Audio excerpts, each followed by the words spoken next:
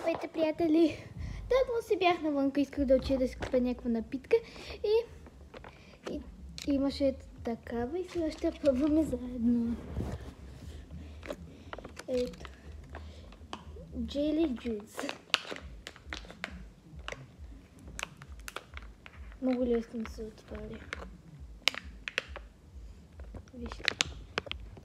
Покъвката ми е шишина череша пъквата. Даже не знам за какво са тия двете дупки. Аз навънка и тъй си го носих. Сега ще го пробвам.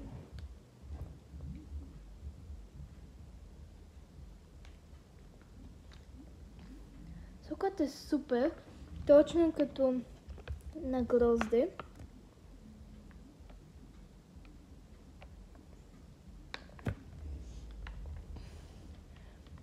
Но не мога да взема желе. Откъснах си малко и не го пробвах.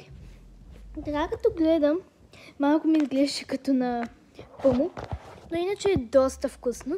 И според мен тези 2,50, които му дадох за това, си заслужават.